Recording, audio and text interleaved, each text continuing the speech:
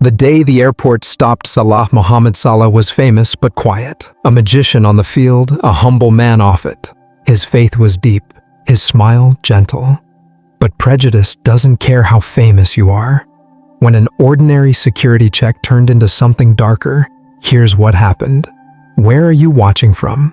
Tell us. 1. A cold morning at Heathrow. Salah and his wife Maji landed in London for a charity event. No entourage, no ego, just a superstar in a heavy coat, head down, and his wife beside him, hijab on, small bag in hand. Fans spotted him. One raised a phone for a sneaky photo, but froze when Salah glanced up. Not angry, just a look. Ask first. Then, things changed. 2. The officer who stared too long, a TSA agent. Why was American security here? Locked onto Maji, her face, like she'd tasted something sour. A nod, a whisper to another officer. Salah noticed. His smile faded. They loaded their bags onto the belt. Not another airport sandwich, Salah jokes. Something warm, Maji replied. But the officer kept staring at the hijab, not the superstar. Then, step aside. Additional screening. No explanation, just cold, clipped words. Salah frowned. Problem. Procedure, she said, like announcing a delayed flight. Maji was led away, humiliated, in full view. Salah moved to follow. Stay here, sir. Procedure. The word that excuses everything. 3 questions no one should ask. Maji stood calm as the officer tapped her clipboard. Tap, tap, tap. Name, Maji Salah. Nationality, Egyptian. As if her passport didn't already say it. Then, the real question. Why do you wear that scarf? Maji kept her voice steady. It's my hijab, my faith. The officer nodded, like she'd uncovered a secret. 4. The truth in the moment. This wasn't about safety. It was about bias. Salah, loved by millions, could only watch his wife be singled out. For what? A piece of fabric? A quiet belief? The worst part? This happens every day to people who aren't famous. How would you react? Has this happened to you? Comment below. Last line, unfinished, suspenseful. The officer leaned in. Do you ever take it off? Maji's reply, at home, with women, but never in public. Unless a female officer asks. Cut to black, let the audience feel the sting. The choice Maji knew this routine. She'd done it in Ubers, at airports, in embassies. Always smooth, always practiced. But this cop didn't care. This was a test. Salah stood close, arms crossed, jaw tight. He never lost his cool, but the crowd did. Phones came out. A teen whispered, "Is that Salah?" His dad hesitated. Pretend not to notice or snap a pic. The officer dropped her clipboard. Remove the hijab. Maji didn't flinch. With pleasure, in private, with a woman. Here, now, a beat. You want me to strip in public? For identification? Maji's arms folded. I can't. It's against my faith. The officer's voice turned razor sharp. Then you're holding up the line. Classic bureaucracy, polite but cruel. Salah stepped in. She'll cooperate. Just do it privately. Sir, step back. Come on. His voice stayed calm, but steel lurked underneath. Respect goes both ways, yeah? The cop didn't budge. Refuse and you don't fly. The crowd leaned in, phones casually recording. This is humiliation, Maji muttered to Salah. She turned back, voice low. I'll remove it, but not here. Now, a choice no one should ever face. Maji closed her eyes. Her trembling fingers unpinned the scarf. Salah looked away. The hijab fell. Silence. Thick, guilty, like the air after a crime. Disgraceful, someone muttered. The cop nodded. You're free to go. Just like that.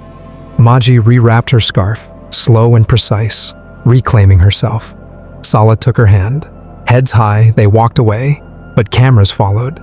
The story was already spreading. At the gate, Maji adjusted every fold. Dignity, not vanity. Salah stood guard, scanning the crowd. This wasn't a football match. This was his wife. Hushed voices rippled through the terminal. "Out of order," a bearded hiker muttered. A woman in a Liverpool shirt shook her head. The mood had shifted. Then, one of the officers, the nervous one, approached. He stopped a few feet away, scratching his neck like a kid caught stealing. "Look, sorry about that," he mumbled. Salah started. "You knew it was wrong?" A nod. "Yeah, it wasn't handled well." Maji's voice was quiet. "Handled. Sure." The cop shifted. "I just didn't know what to say." Salah didn't blink. "You could have said anything." Another sigh. "You're right. I should have." Then he walked away. Still human, still guilty. These days, that counts for something. An older woman with steel gray curls and a coat that said, "I'll fight you over proper tea etiquette," marched to the gate. "Here." She thrust out her phone. "I recorded it. Take the video if you want." Maggie swallowed. "Thank you. You handled it with more grace than I would have." The woman scribbled a number, shoved it into Maggie's hand, and stormed off, muttering, "Bloody disgrace." Boarding was uneventful. No speeches, no apologies, just the usual chaos of seat battles and luggage wars. Salah gave Maggie the window seat. She stared at the tarmac as the engines roared. "You okay?" he asked. "Just tired. Not my body. Just..." She trailed off. You know he failed her worse than she even realized. A beat of silence, then dry as dust. "Well, at least she didn't call me a terrorist." "Progress," Salah smirked. "Small mercies." 2 hours in, his phone buzzed. Airplane mode, but notifications kept coming. The video had leaked. A 30-second clip. Mohammed Salah's wife forced to remove hijab at airport. Already viral. Maggie glanced at it. Surprised? No, not even a little. Across the aisle, a little girl peeked through the seats. Her mother hissed, "That's him," and tried to yank her back. Salah waved. The girl grinned. By the time they landed in New York, the world was watching. BBC outrage over Heathrow hijab incident. Sky Sports. Salah's off-field fight goes global. Twitter, # respect hijab trending 1. Now the story had wings. They never wanted the spotlight, but some fights were bigger than them. Back in Heathrow, someone sat in a cafe hitting refresh. The video, 1 million views. The 45-second video that shook the world. It only lasted 45 seconds, but that was enough. A cold officer's voice, a tense silence. Maggie, frozen in a crowd of strangers. Then, they made her remove her hijab. Men stood close, filming on their phones. Her dignity stripped away, second by second, but what stuck with people wasn't just the cruelty. It was Maggie's calm, Salah's quiet strength. Neither raised their voice, neither fought back with anger, and that hit harder than any shout ever could. The world fires back in London, students rallied outside the airport with signs. Respect is not optional. Faith is not a threat. Someone handed out tea because, well, Britishness. Meanwhile, Heathrow's PR team scrambled. Their response? A weak lawyer-approved nothing. "We're aware of the incident. We respect religious freedom. No further comment." The internet exploded. You didn't review procedures while she stood there humiliated. Would you ask a nun to remove her veil? Then, the media pounced. CNN, Al Jazeera, even an Aussie morning show. A Canadian host butchered Maggie's name live. Nice try, buddy. But the biggest surprise? A hot-headed ex-footballer, more known for fouls than wisdom, tweeted, "You don't mess with people's beliefs. Salah and his wife have my respect." 300K, likes in hours. The aftermath. Salah stayed silent. No interviews. Just a quiet hotel check-in, smiling at the starstruck doorman. Photo? Maybe later. Maggie's phone? Flooded. Hijab selfies poured in from women worldwide. One message stood out. A teen from Birmingham. "I was scared to wear mine to school. You made me proud." Maggie read it 3 times, then replied, "You're stronger than you think. Never let fear win." A quiet night in New York City, lights glowed. The usual sirens blared, but tonight, silence felt louder. Salah glanced at Maggie. "How are you holding up?" She sighed. "I could sleep for a week." He grinned. "Just a charity gala tonight. Small talk and fancy snacks." Maggie, deadpan. Great. No public undressing this time? Then, his phone buzzed. Messages from his team, even rivals. We stand with you. No one should face that. Quiet strength. Salah set down the phone. Strange, pain had turned into unity. Not just for Muslims or football fans, but for anyone who still believed in basic kindness.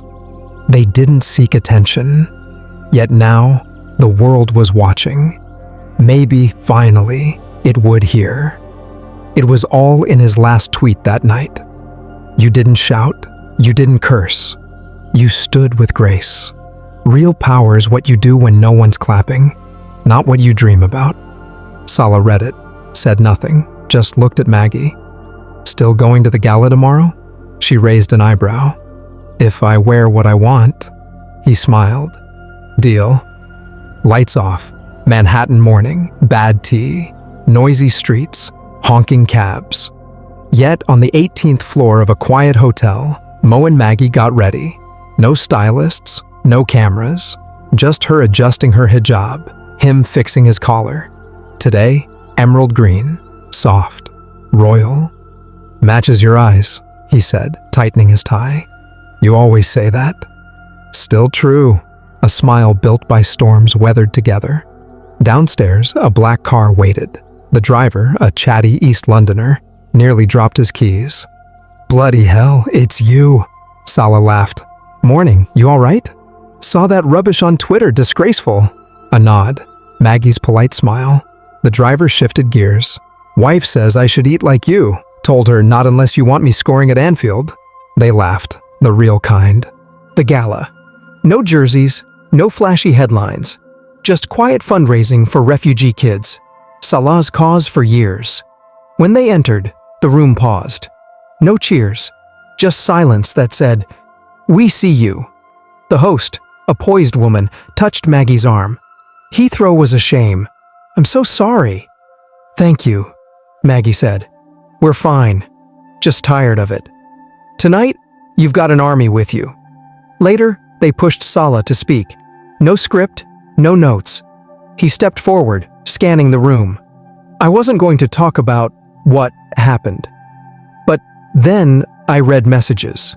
From kids, strangers, people just trying to exist. Now I know this isn't about us anymore. A glance at Maggie. My wife was humiliated for her clothes, her faith. That shouldn't happen anywhere. A breath. We're not here to yell or blame, just to ask for respect. Dignity isn't earned. It's owed. The room fell silent. Thank you to everyone who reached out. You showed us that even in a noisy world, kindness still wins. No drama, just the truth. As he walked off the field, it was that simple. Back at their table, a Brooklyn rabbi nodded. Finest words I've heard in years. A woman in a turban smiled. You spoke for all of us. That night, even the waiters moved softer. Maybe respect is contagious. A hotel room, shoes off. Salah sank into the couch, tired but relieved. Well, that wasn't so bad, he said. Maggie handed him mint tea, grinning. Not bad at all, for a guy from Nagreg. You were the one who stole the show, he replied. She laughed. At least I didn't cry this time. They chuckled, the kind you only get when sai or tai lifts, when you remember how to breathe. Then his phone buzzed. Not reporters, not his team. No more chaos. Just a text from his old coach in Egypt. Saw everything. We're proud. Not because of your fame, but because of your heart. Salah flipped the phone face down. Some things don't need a reply. In England, the headlines changed. Outrage faded. Questions rose. Instead of airport scandal, papers like The Guardian asked, "What does this say about us?" Heathrow apologized. Short, no excuses. Just, we regret this. Investigation ongoing. Lessons will be learnt. Small words, but more than expected. At Salah's club, the team talked. Not about PR, about real things. A young player spoke up. If this happened to his wife, What happens to the rest of us when no one's watching? Silence. Meanwhile, a Birmingham charity called I Walk With Her asked non-Muslim women to wear a headscarf for a day, not as fashion, as solidarity. The response? Very British. Some posted number I walk with her. Others in Tesco explained to confused shoppers, "It's not political, just decency." Before their flight, Salah and Maggie walked through Central Park. Crisp air, golden leaves, quiet power. "Feels like London," Maggie said, "but with more squirrels and fewer flying rats." They sat on a bench. A jogger slowed, catching her breath, then turned back. "Sorry, but thank you," she gasped. "What you two did? It mattered." Turns out she was from Manchester. "Still can't find proper tea here," she groaned. "Don't bother," Salah laughed. "It's just sad leaf water." Later, as Maggie packed, her phone lit up. A message from a Luton girl. "Came to school today with my head up. No excuses. Because of you." Maggie held the phone to her chest and smiled. Power isn't loud. It's quiet. You don't need to shout to be strong. Just stay kind. Most people forget how. At the gala, Salah found a note tucked in his passport. A refugee kid's scribble. "I wanna be like you, not famous, just good." Some things you keep. No drama on the way home. Just baggage belts humming, a cheers mate when he thanked the staff. London's grey sky felt different. Not brighter, clearer. Salah stayed silent. After, trained, family time, no interviews, no rants. Real power? It doesn't clap back. It stands firm. Maggie's inbox overflowed with invites. She said no to most, no stages, just peace. Except one, a Liverpool girls' school. No cameras, just honest questions. "Was it scary? Taking it off in public?" a girl asked. "Yes," Maggie admitted. The girl sat taller. That night, Salah watched football. Maggie read beside him. "That girl today? She was like me, scared. Too serious." Salah smirked. "Sounds familiar?" No grand finale. Just two people, side by side. A little heavier. A lot stronger. The loudest messages? They come from the quietest voices.